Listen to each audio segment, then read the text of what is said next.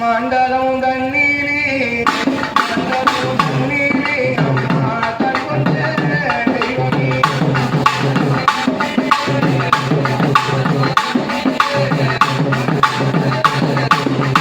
மண்டலம் தண்ணீரே மண்டலம் தண்ணீரே அம்மா தன் கொண்ட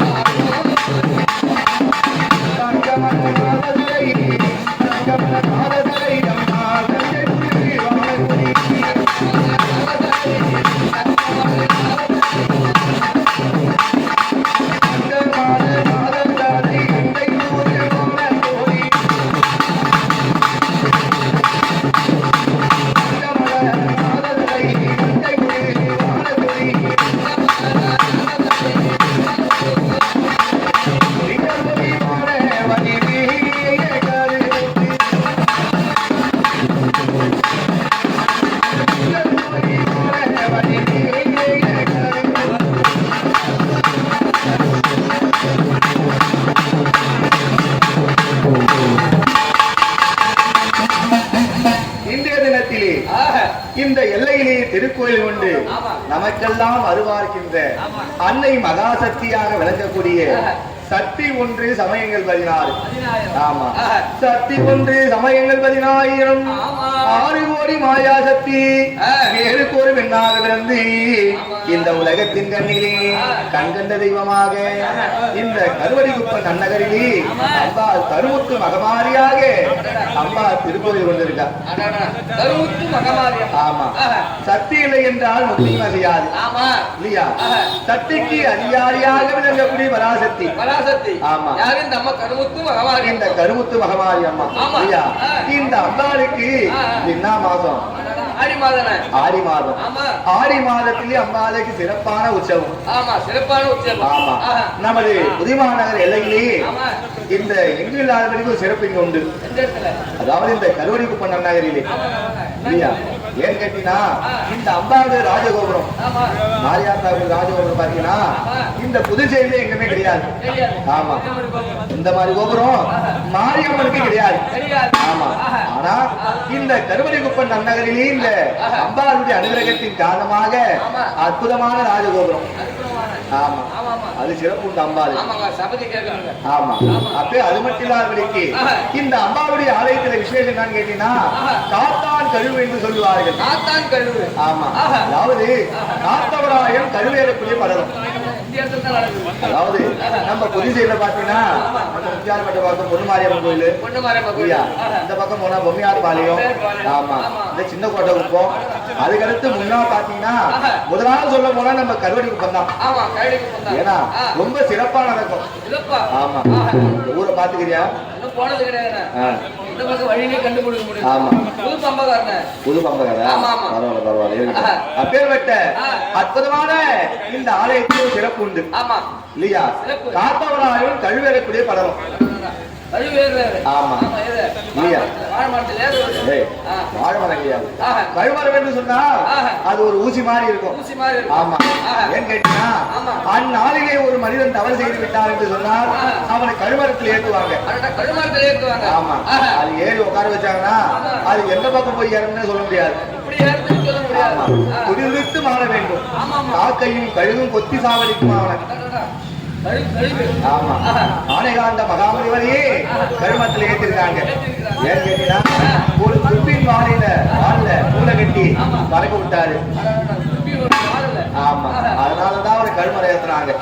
ஆமா, அப்பேற்பட்ட இந்த புதுமாநகர எல்லையிலே இந்த கருவறைக்குப்ப நன்னகரில் அம்பாள் கருமுத்து மகமாரியாக திருக்கோயில் கொண்டு இந்த பகுதி வாழக்கூடிய மக்களுக்கெல்லாம் ஏது ஒரு குறையில்லாமல் வடிக்கி காவந்து செய்து வராது இந்த அம்மா.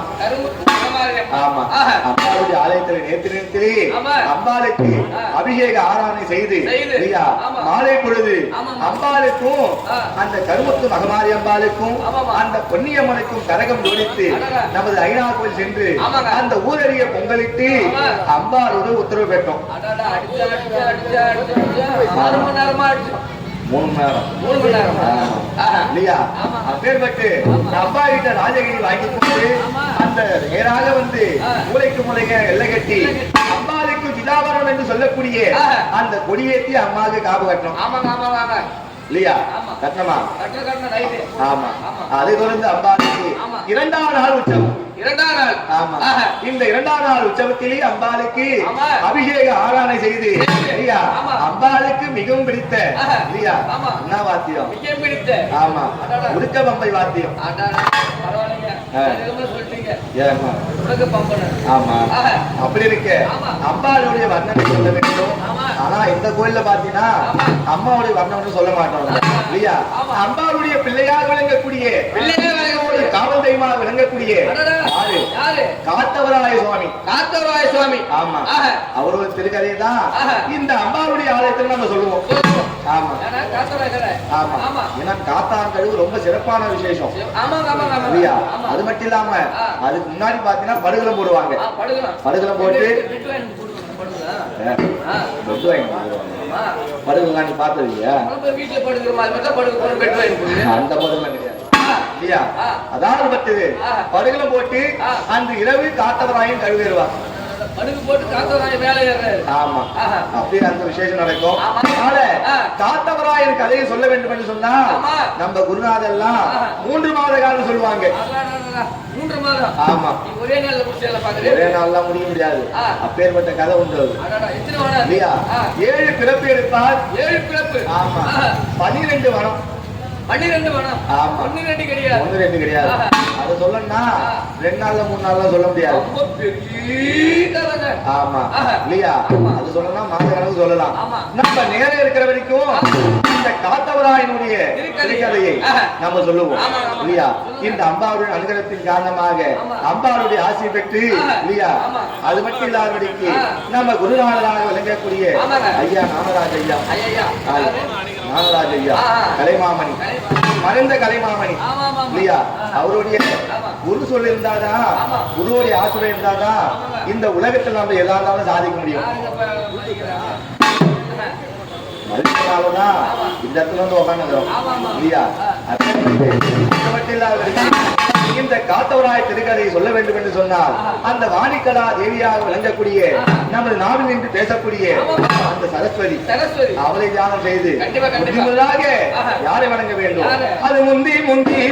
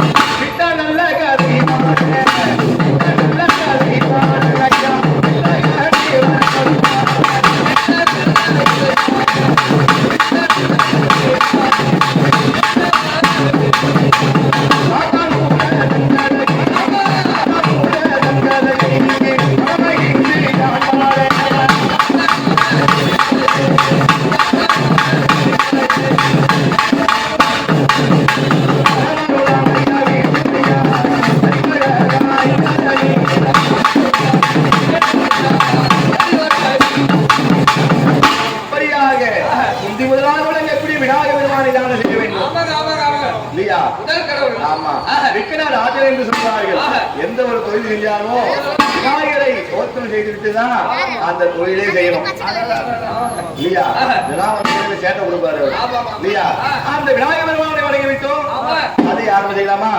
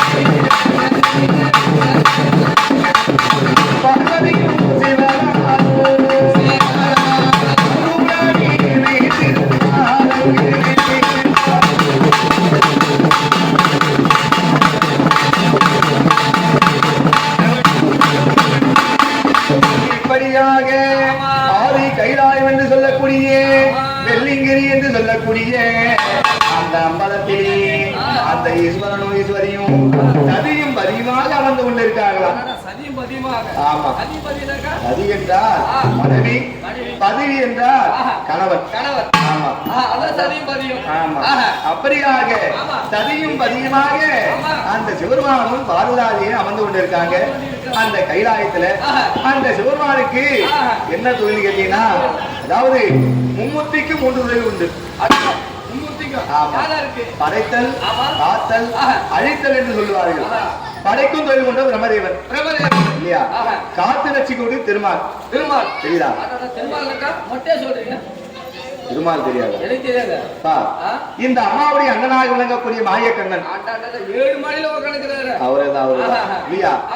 இந்த ருத்ரனுடைய தொழில் பார்த்தீங்கன்னா அழிக்கக்கூடிய தொழில் இல்லையா? சிவருமானுக்கு படியளக்கக்கூடிய தொழில். ஆமா. அந்த சதாசனம் தெந்திச புகனமும் சப்தசாரம் ஈரேடு 14 புகனமும் யானை ஒரு எலும்புக்கு வரை 84 லட்சம் இவனுக்கும் மாவட மரவழியா மாவட்ட ஒழிக்கெல்லாம் மரபாமல் வெளியிறக்கக்கூடிய மகேஸ்வரன். என்ன கேட்டீங்கன்னா, யானை முதல் எறும்புக்கு வரை. யானை என்பது பெரிய சிவராசி, எறும்பு என்பது சிறிய ஜீவராசி இல்லையா? யானை முதல் எறும்புக்கு வரை 84 ஜீவராசிக்கெல்லாம் மரபாமல் பலியெடுக்கக்கூடிய மகேஸ்வரன். ஆமா. அப்பேற்பட்ட பலியெடுக்கக்கூடிய தொழில் கொண்டு சிவபெருமான். அப்பேற்பட்ட பரமகடவுள் பார்வதாதியை பார்த்து சொல்றார், பெண்ணே பார்வதா, இந்த அண்டம் பலியெடுக்க நான் போரடி பார்வதா, இந்த முகரங்கள் பலியெடுக்க போரடி பார்வதா, எனக்கு போகவிட தர வேண்டும் என்று அந்த சிவருமானாகப்பட்டது அந்த பார்வதாதியை விட்டு கேட்டாரா? கேட்ட உடனே இந்த அண்டமடி இழக்க போற எனக்கு போக விடை கொடுக்க வேண்டும் என்று பார்வதாதேவி கேட்டா.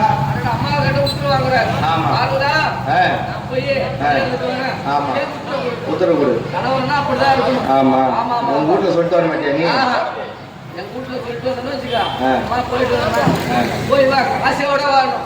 ஆமா. என்ன பண்ண முடியும்? காசு இருந்தா என்ன பண்ண முடியும்? சொன்னாக்கா போயிட்டு வா, அப்படி இருக்கு. பார்த்தால் பார்வதாதேவி, சுவாமி நித்தமும் படியளக்க போறேன்னு சொல்றீங்க. நீங்க படியளக்கக்கூடிய அழகை இன்று ஒரு நாள் கொண்டு இன்னைக்கு ஒரு நாள் மட்டும் நீங்க படியளக்கக்கூடிய அழகை உங்களோடு வந்து நான் ரசிக்க வேண்டும். அம்மாவுக்கு அவுட் வந்து போச்சு. டவுட் வந்து போச்சு. ஏன்னா படியளக்க போறேன் சொல்றாரு. ஆமா. ஆமா. என்ன போறாரா என்று சொல்லி இன்று ஒரு நாள் மட்டும் உங்களோட நான் அழைச்சிட்டு போனேன். நீங்க கேட்ட உடனே பார்த்தா சொன்னா, என்னை பார்வதா, என்னோடு நீ வருவதா? அது முறை கிடையாது. ஆமா. ஏன்னு கேட்டீங்கன்னா, நான் ஒருவனுக்கு கூட படியளப்பேன், இன்னொருக்கு குறைவா படியளப்பேன். ஒருவன் என்ன போற்றி பேசுவான், இன்னொருவன் என்ன தூட்டி பேசுவான். அதிகமா கொடுத்தாக்க நல்ல பேசுவான். ஆமா. கொஞ்சமா கொடுத்தாக்கா அவர் கொடுக்குற இருப்பாரு. கொடுக்கறது நிறைய கொடுத்தாக்கா பரவாயில்ல. ஆமா. கொஞ்சமா கொடுத்தாக்கா அதாவது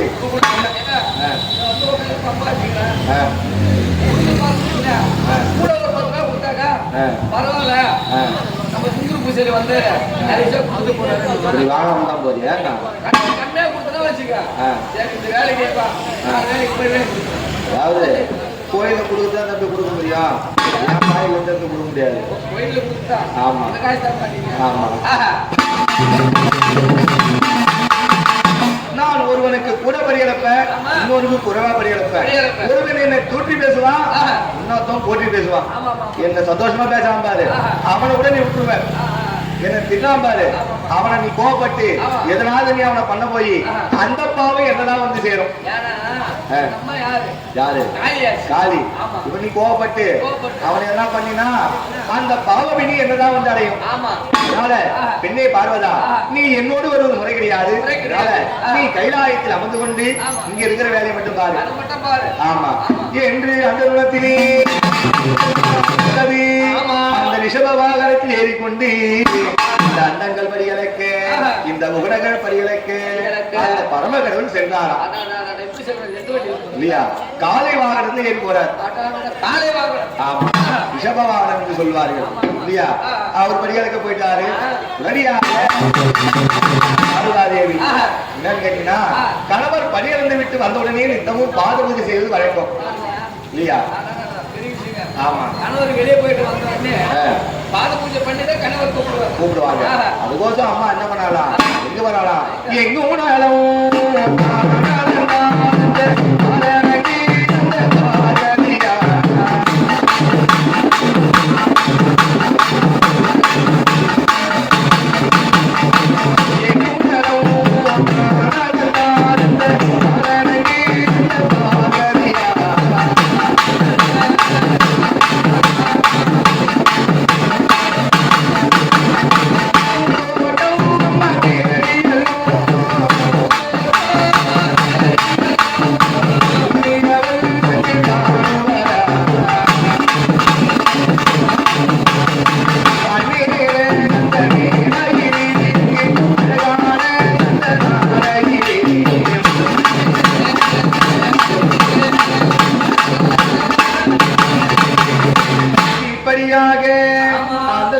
பார்வதாதேவி சிவனுக்கு பாத பூஜை செய்ய வேண்டும் என்று கருதி நேராக வந்து அந்த நந்தவனம் சார்ந்தாளா.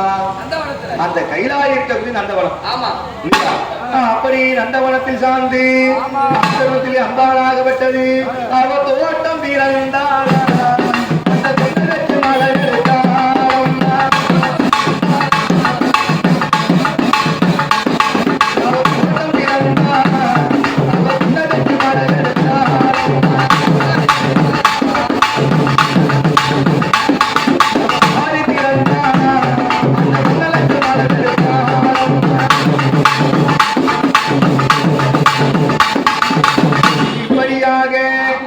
கைலாய நந்தவனம் சார்ந்து அந்த பார்வதாதேவி தோட்டம் திறந்து தொன்னைக்கு மலர் எடுத்தாளா. ஆமா, பாடி திறந்து மண்ணலச்ச மலர் எடுத்தாள். கையால் மலர் எடுத்தாள். காம்பழுகி போகும் என்று விரலால் மலர் எடுத்தாள். வீணாகி போகும் என்று தங்க சுடலை கட்டி தனி மலர் தான் மதித்தாள். அப்பே ஆமா ஆமா, வெள்ளி சுடலை கட்டி வேலமலர் தான் மதித்தாள். எட்டாத மலரெல்லாம் அம்பா ஏறிட்டு பறித்தாளாம். கணவருக்கு பாதபூஜை செய்து அந்த மலரை அர்ச்சனை செய்ய வேண்டும். வழியாக அம்பாள் என்னென்ன மலர் எடுத்தார். மல்லிகை முல்லை கொங்கு வாச்சி அந்தாறு யாத்திரை அடுக்கல் வந்தாறு சேத்து செவிதம் வந்தாறு வில்வம் பாரிஜாதம் என்று சொல்லக்கூடிய பலவிதமான புஷ்பங்கள் எடுத்தால் பார்வதாதேவி. ஆமா, எடுத்துக்கொண்டு அந்த நோக்கிலே பார்த்தினா அந்த நந்தவனம் ஓரமாக அந்த சிற்றெரும்பாக மட்டும் ஒரு சாலையாக சென்று கொண்டிருந்தோம். ஆமா, இதை பார்த்துடனே அம்பாளுக்கு சிந்தனை ஏற்பட்டதா. ஆமா, என்ன சிந்தனைங்க, நம்ம கணவர் சொன்னாரு யானை முதல் எறும்புக்கு வரை 24 லட்சம் இவனுக்கெல்லாம் பரியாளம் சொல்லியிருக்காரு. இந்த சிற்றெரும்புக்கும் நம்ம கணவர் பரியாளப்பார். யானை முதல் எறும்பு கணவர். ஆமா, ஏன்னா யானைக்கும் பரியாளகிறார், சிற்றெரும்புக்கும் பரியாளகிறார். அதனால நம்ம கணவரை சோதிக்க வேண்டும். கணவரை ஆமா, அதாவது விளையாட்டாக. ஆமா, விளையாட்டு விளையாடு என்று சொல்வார்கள். சரியாக பார்த்தால் பார்வதாதேவி அந்த சிந்தனை ஏற்பட்டு ஒரு தங்க சிமிழை எடுத்தாள். அந்த தங்க சிமிழை எடுத்து அதை சுத்தம் செய்து அந்த சாதையாக சென்ற அந்த சிற்றெரும்பை இல்லையா ஒரு எறும்பை எடுத்து அந்த சிமிழ்ல போட்டு மூணாலும் ஒரே ஒரு எறும்பை எடுத்து தங்க சிமிழ்ல போட்டு மூடி இது வேற எங்கன்னா நம்ம வச்சுனா நம்ம கணவர் கண்டிப்பாக பரியாளந்துருவார். அதனால தன் முந்தானை எடுத்து அது முடித்து தன் இடையிலே சொல்லி கொண்டாளாம். கொண்டு அந்த தர்மத்திலே அம்பாளாகப்பட்டது அந்த மலரை எடுத்துக்கொண்டு கைலாயம் சார்ந்தார் இல்லையா. அப்படி இருக்கக்கூடிய கைலாயத்திலே எதிர்பார்த்து கொண்டிருக்காராம். கணவர் வருவார் என்று அந்த சந்திரகலா மண்டபத்திலே அம்பாள் எதிர்பார்த்து கொண்டிருக்கிறார் இல்லையா. அப்போது சிவருமானாகப்பட்டது இந்த சந்திரகலா மண்டபம். ஆமா, ஆகப்பட்டது இந்த அண்டங்கள் பரியறந்து அவர் அண்டம் பாடி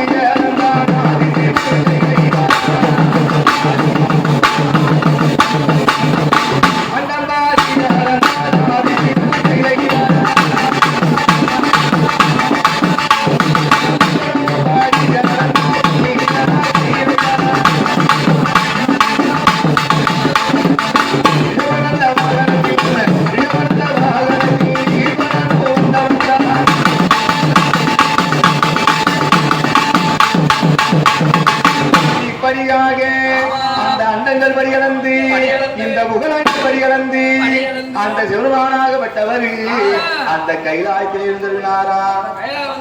ஆமா. புகழக்கூடிய காலத்தில் சந்திரகலா மண்டபத்தில் முன்பாக வந்து நின்றாரா?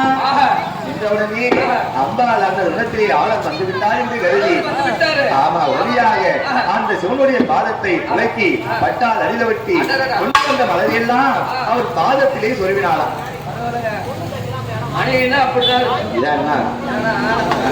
வெளியே திரிஞ்சு போய் வந்த உடனே நம்ம கணவர் எங்க போய் இருப்பாரோ வந்த உடனே பாத பூஜை பாத பூஜை பண்ணி வாங்க ஏன்னு இருக்கிறாங்க. ஆமா எங்க ஊர்ல இருக்கிறாங்க, உங்க ஊர்ல இருக்கிறாங்க. அது என்ன பண்ண முடியும்? அதுக்குதான் இந்த அம்மா கோயில் கட்டி கொண்டாடுறோம்.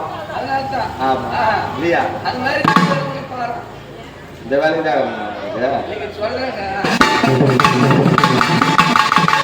அம்பாளாகப்பட்டது அந்த சிவனுக்கு வேண்டிய பூஜையை செய்து அந்த கைலாயத்துள்ளே அழைத்து சென்றாளாம். இல்லையா? கொண்டு சென்று அவருக்கு வேண்டிய உணவை படைத்தார் பார்வதாதேவி. இல்லையா? அந்த உணவை உண்டு கழித்தார் சிவருமான். அந்த தங்க ஊஞ்சலில் அமர்ந்து கொண்ட சிவருமான் இல்லையா அம்பாளாகப்பட்டது அந்த சிவருமானுடைய பாதத்தில் அருகாமலே வந்து அமர்ந்தாளாம். ஆமா ஆமா. அது அந்த காலம். இந்த காலம் நீ போய் பாதத்துக்கு உட்கார்ந்து இல்லையா?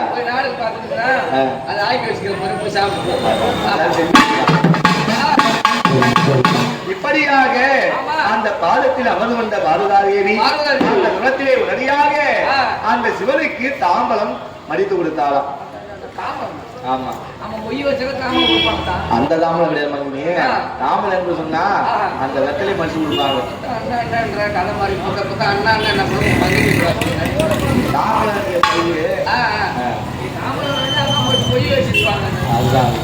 அப்படி இருக்கு.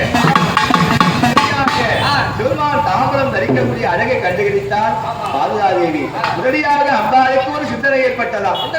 என்ன சிந்தனை கேட்டீங்கன்னா, ஒரு சிற்றெருமை பிடித்து நம்ம சிமிழ்ல போட்டு வச்சோமே, நம்ம கணவர் வந்து அந்த சிற்றெருமனுக்கு படி அளந்துக்கிறாரா இல்லையா?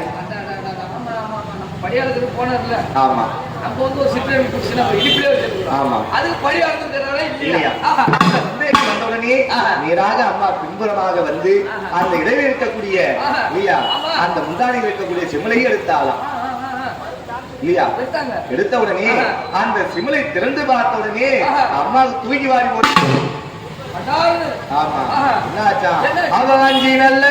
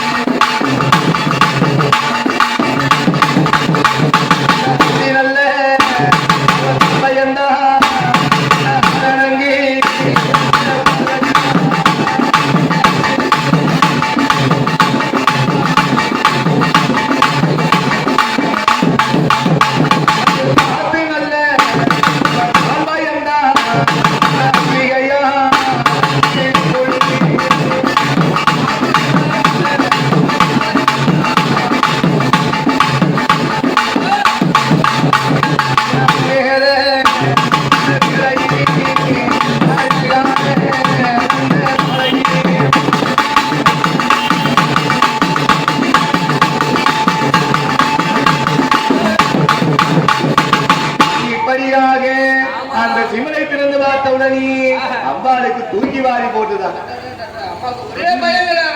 ஆமா அஞ்சு பயந்தாலாம் பார்வதாதேவி. ஏன் கேட்டீங்கன்னா அந்த சிமிலை சுத்தம் செஞ்சுதான் அந்த எறும்பை உள்ள போட்டான். அந்த சிமிழ் உள்ள என்ன இருக்கு பாத்தீங்கன்னா அந்த எறும்பின் வாயில பாத்தீங்கன்னா ஒரு ஊமுக்கு நொய்யும் ஒரு சொட்டு ஜலம் இருப்பதை கண்டாலாம்.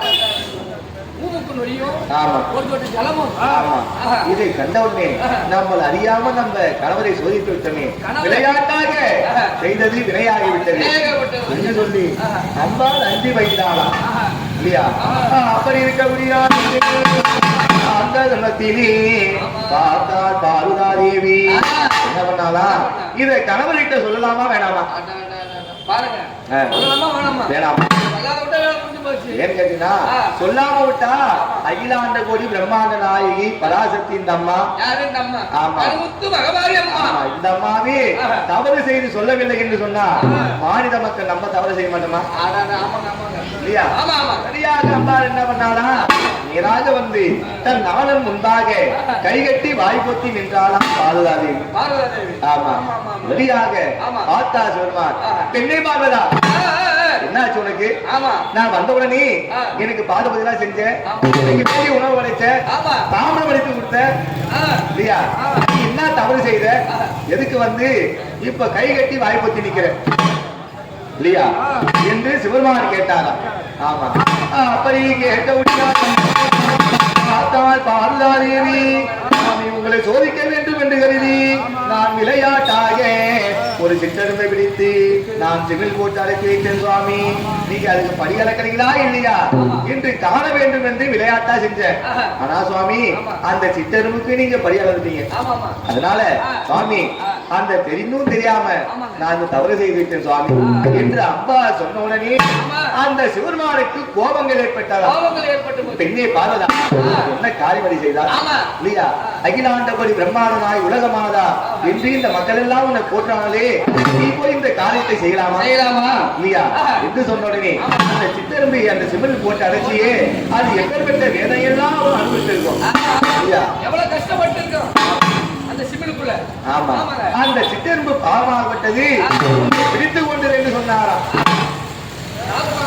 ஆமா, சரியாக இன்று முதல் கொண்டு உனக்கு 12 ஆண்டு காலம் உனக்கு இடவாகியும் கிடையாது. சாதாரண ஒரு சிற்றெரும்பு தான் புடிச்சாங்க, கணவர் மேல அவுட் வந்து போச்சு. ஆமா, இல்லையா பாப்போம். அதான் அதாவது தவறு யார் செய்தாலும் தண்டனை அனுபவிக்க வேண்டும் இல்லையா? அது தெய்வமாக இருந்தாலும் சரி, நம்மளா இருந்தாலும் சரி இல்லையா? அப்படி இருக்க இன்று முதல் கொண்டு உனக்கு 12 ஆண்டு கால இடமாக கிடையாது. இப்போதே நீ நேராக சென்று இந்த பூவுலகம் சென்று காசிக்கும் செல்லுவதிலே ஒரு நந்தவனம் அமைத்து அது மத்தியிலே ஒரு மன்னார் சிவலிங்கத்தை உற்பனம் செய்து இல்லையா 12 ஆண்டு காலமும் என்ன விருத்தி நீ அரிதாத தவத்தை செய்ய வேண்டும். அந்த சித்தெரும்பு பிடித்த பாவத்தை துளைத்து வந்தாதான் உனக்கு இடமாகும் என்று சொன்னாராம். 12 ஆண்டுகள். ஆமா, அந்த அம்மாவுக்கு சாபனம் வியாசமா ஒரு எனக்கு டைவர்ஸ் பண்ணி. ஆமா, எதுக்கு 12 ஆண்டுகள் சாபம் கொடுத்து காசிக்கு அம்மா நதி போற வழியில ஒரு வீட்டை விட்டு அதாவது அந்த சித்தெரும்பு என்ன வேலைப்பட்டு இருக்கும் அந்த வேலை நீ அனுபவிக்கணும் இல்லையா? ஆமா, அப்படி சொல்ல பாருதாதேவி உடனடியாக அந்த உலகத்திலே சுவாமி நான் அறிந்தும் அறியாதவரைக்கு தப்பு செய்துவிட்டேன் வேண்டும் ஐயா.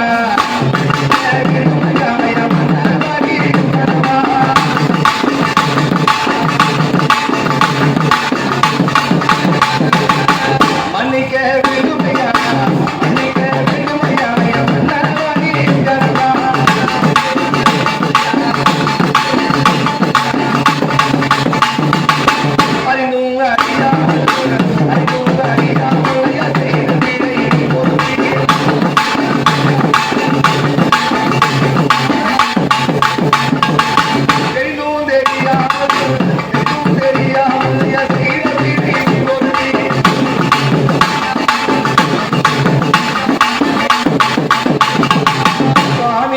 நான் அறிந்தும் அறியாமலும் நான் தெரிந்தும் தெரியாமலும் சாமி நான் செய்த பிள்ளை நீங்க மன்னித்தருள வேண்டும் சாமி.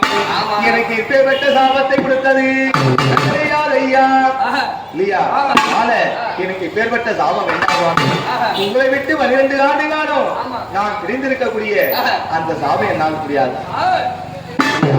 சொன்னவுடனே இருக்க முடியாது சுவாமி. இந்த சாபத்தை நீங்க தான் நீக்க வேண்டும். பார்த்தா சொல்மா பெண்ணே பார்த்ததா பூவிரண்டு பார்த்தாலும் நாவிரண்டு தப்பாது, நெல்லு பதிரானாலும் பெண்ணே என் சொல்லு பதிராவாது. நான் கொடுத்த சாபம் கொடுத்தேன். ஆமா, இப்போதே நீ சென்று விடு என்று அந்த அந்த சிவரான் சொன்ன உடனே பார்த்தார் பார்வதாதேவி. மேல நம்ம கணவர்கிட்ட பேசணும்னா அதுக்கு ஒரு சாபத்தை கொடுப்பாரு. அப்படி சாபத்தை கொடுப்பாரு. ஆமா ஆமா. சரியாக குடுத்த மட்டும் வாங்கிட்டு நம்ம போயிடுவோம். ஆமா. சரியாக பார்த்தால் பார்வதாதேவி சுத்தி வளமாக வந்து பாதத்தை பணிந்து நான் சென்று வருகிறேன் சுவாமி என்று விடைபெற்றுக் கொண்டு இந்த கூடகம் தேடி வந்தாராம்.